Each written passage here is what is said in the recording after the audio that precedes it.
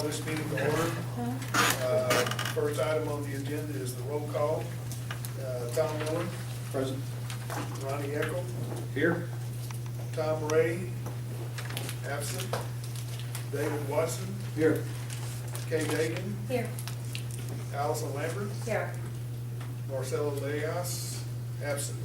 Larry Richardson here. Okay. Next item is approval of the November board meeting minutes. Everybody take just a few minutes to put that over.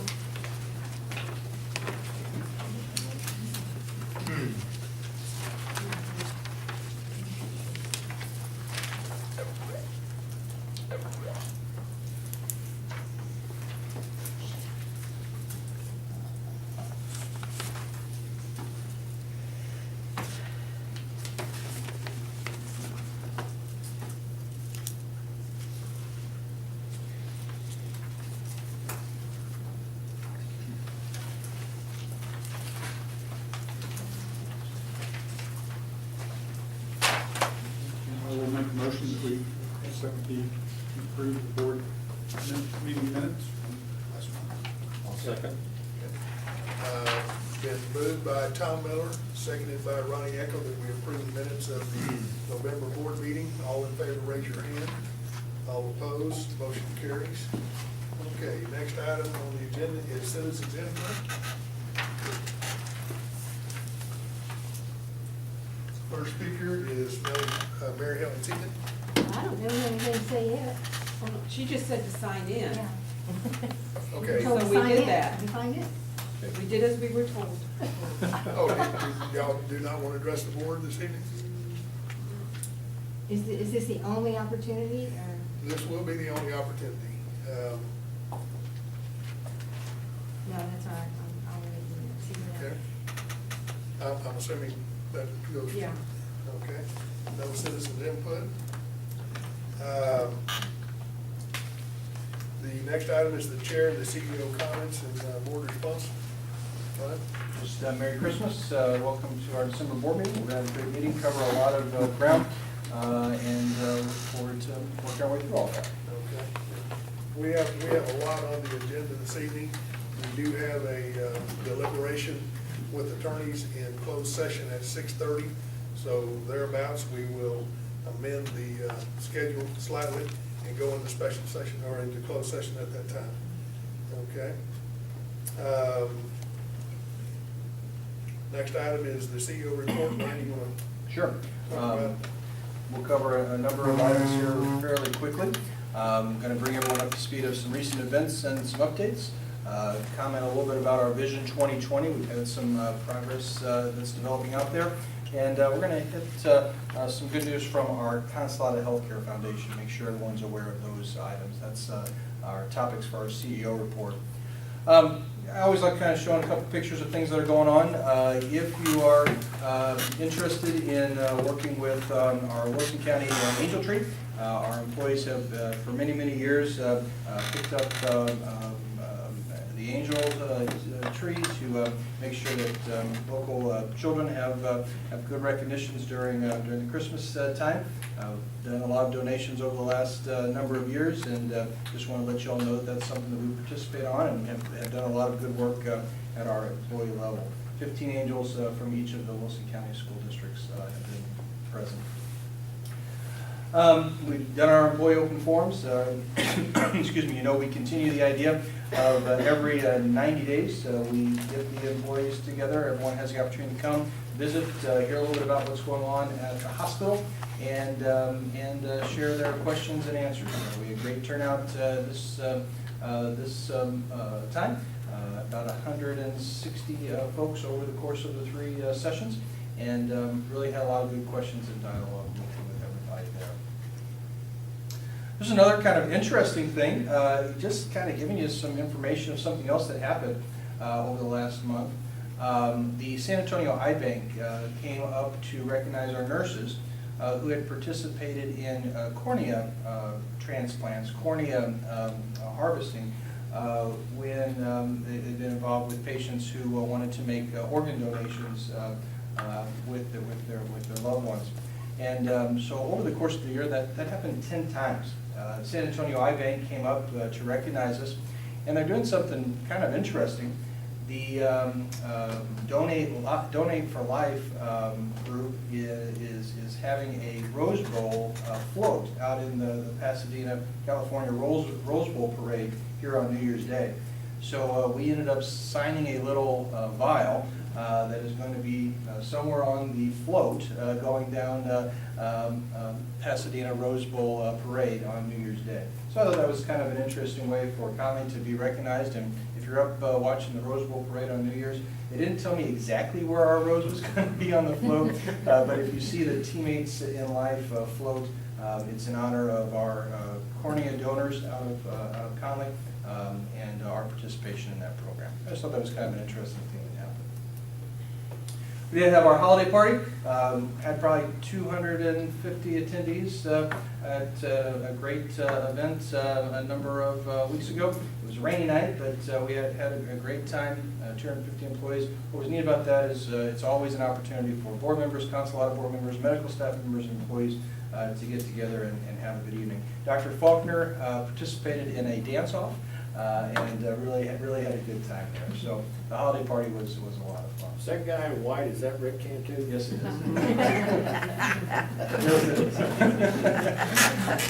is. He was Dr. Faulkner's competitor. Just some other big news, I think, is that our friends from the Consolata Healthcare Foundation completed a project that has been on their slate for a long period of time. And our local team here, the Connally team, has made something very special happen. You probably recall that all of last year, 2015 and 16, Consolata raised money in support of our pediatric program. First was a contribution to the pediatric clinic at the North Campus that helped Dr. Moorhead get started with some equipment. And then secondarily, after Denim and Diamonds last year, we certainly had made the commitment that we would provide some pediatric rooms upstairs. We would convert a couple of our existing patient rooms into something that was a little bit more pediatric focused. Well, our local team of facilities crew and the marketing team and Sue and a number of people designing that room came up with what that would look like, and then over the course of the last 90 days have been working to get that done. Last night, we gave our members of the Consolata Healthcare Foundation the first preview of our pediatric rooms, and you can see here it looks really nice up there. This creates both a model for us in terms of what our rooms could look like over the distant future, but most importantly gives young patients, their families, a comfortable place to receive care in the event that we have a pediatric admission. Did a couple of interesting things there. These rooms will always be set up for pediatrics, but it's certainly possible that there will be times when our census is such that we may need to convert the room for an adult patient. That will be easily done if there's certainly no pediatrics in there, but be easily done because we used digital picture frames. So what's kind of interesting is we can have the room set up for a young boy with Star Wars images. We can have the room set up for a young girl with Barbie, for a young child with digital images of Noah's Ark or something along those lines. Or if we have a adult patient, a walk down a meadow lane, something along those lines. It's just a little bit of change in the decor. So we thought that was kind of an interesting little approach. Are those on the walls? Yeah, they're on the walls. For the kids in the room, we do have an Xbox. So that's another entertainment value that I guess if you're going to be in our hospital as a young kid, you want to make sure you can stay up to date on video games. So it's been great that Consolata has made this contribution. Again, I can't speak enough to the work of our facilities team to actually pull it off. This has been largely in-house work for the most part, and both Kenneth and Leroy and Jay are very, very proud of what they've accomplished, and I think it looks great. The couch, does that fold out into a bed? Yes, sir, it does. Thank you for pointing that out. Well, because Alton always said it was going to be a bed and a hospital bed and a bed for the, That's right. for the parents. So I was. You're right. Got a chance to tour them last night. Not totally complete, but they're really neat rooms. I mean, they're very comfortable and very family oriented. I think it's gonna be really a nice place when a child has to come to the hospital. Sue, Bob, you want to add anything else to that process? It's been a great project. The guys, as Brian said, have done a wonderful job. The field, I think that we were going for has been created, because just when you walk in there, it's like you're in a different area, and that's what we want, you know, it's high anxiety level when our kids are here, and for them and for their parents, but when you walk into the tranquility of the room and the colors and just, the room is just beautiful, and I think we've accomplished what our goal was. So we're real proud of it. It's not quite where we want to get. There's still some things to do, but we're proud of what the project. The Consolata members. Yeah, the board toured it last night. It's not complete, some of the equipment's not there, and that's not the actual furniture, it's still being shipped. But they were very pleased, I think, with the overall effect, very pleased. It fits their image, I think. It's very family oriented, very cozy feeling.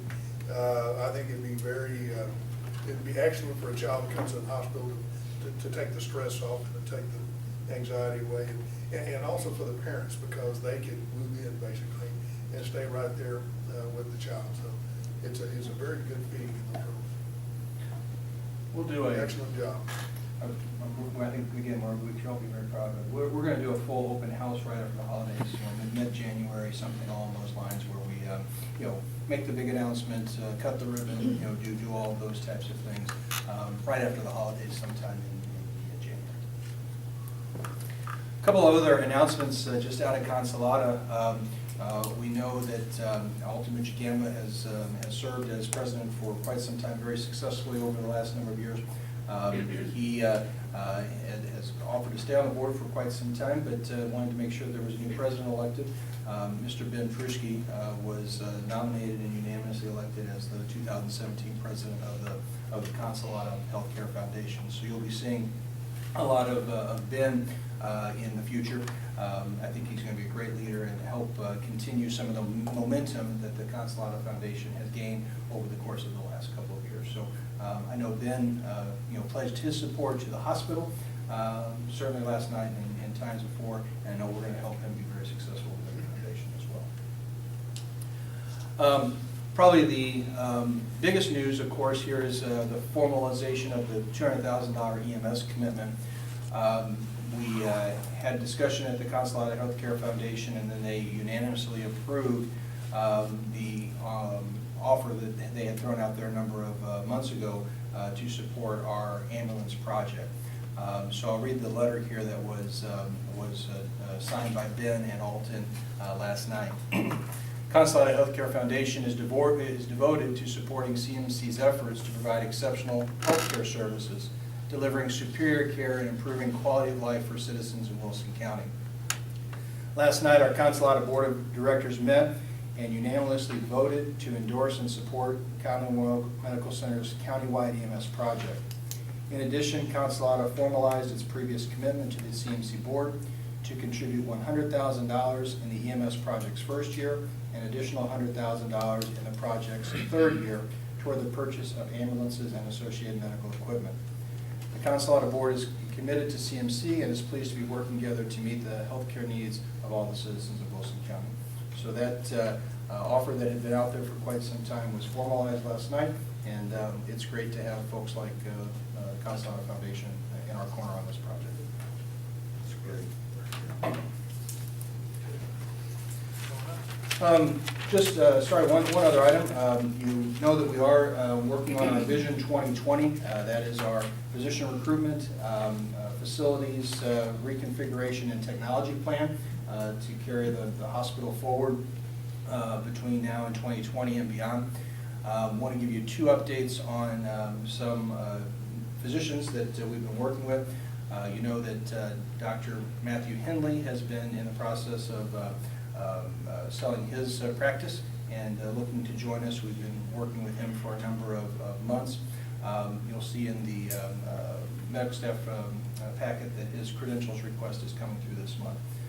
We're anticipating him joining us on a part-time basis sometime in the not-too-distant future, and the credentialing packet is one of the first steps in that, so I was really pleased to see that happen. Likewise, Dr. Nathan Eschenroder, again scheduled to come out of his training in August.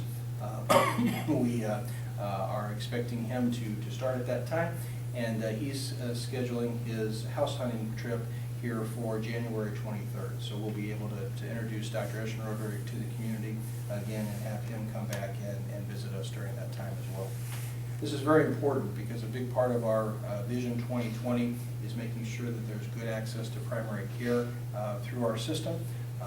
Probably heard that our friends at Partners in Primary Care have had a change in their insurances that they accept, so a number of patients have been calling our call center and calling our clinic system, trying to make sure that they can be seen by our docs, and making sure that accessibility and availability is there is a big part of our Vision 2020 plan. We do have been informing people that we do have availability, we do have appointments available now. Certainly with Dr. Henley's joining our team in the not-too-distant future, and Dr. Eschenroder, that will continue to help that issue. So just want to give you that update. When will they be joining us? Dr. Henley, we're anticipate seeing him on a part-time basis here probably within the next 30 or 60 days. And then Dr. Eschenroder is in the late summer, August-ish. So full-time on Dr. Henley would be, Sometime thereafter, probably the early summer. yeah, okay. Okay, so And they're both family practice? Yes. We still have plenty of appointment availability with all of our existing providers to address that demand coming out of the